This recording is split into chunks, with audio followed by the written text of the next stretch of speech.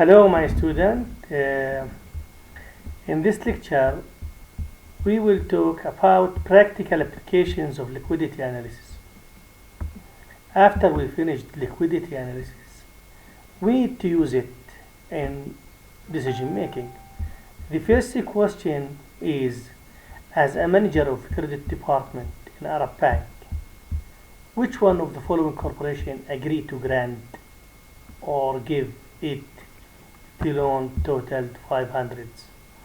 We have current assets for each company, company A and company B, and then you will decide that you should give the loan 500 to company A or to company B.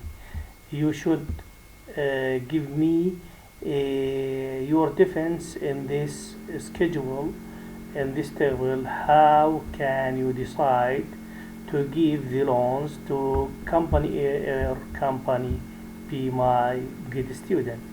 The second question, tell us the story. How can we analyze the effects of financial transaction on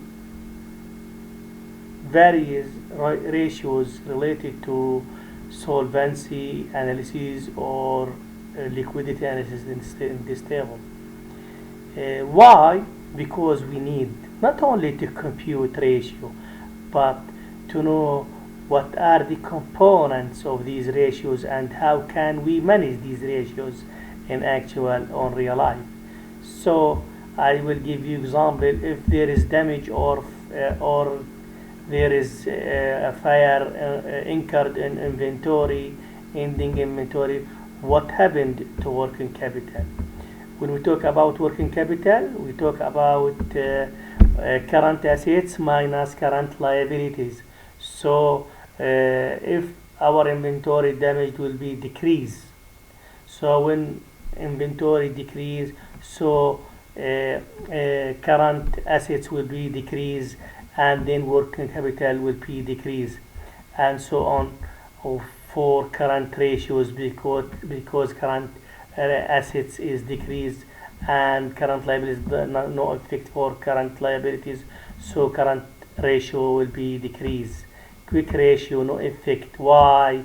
Because quick effect equal what? Quick assets over current liabilities.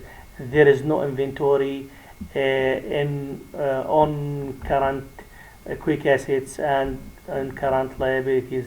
Accounts receivable turnover increase because the weighted average of inventory will be decrease.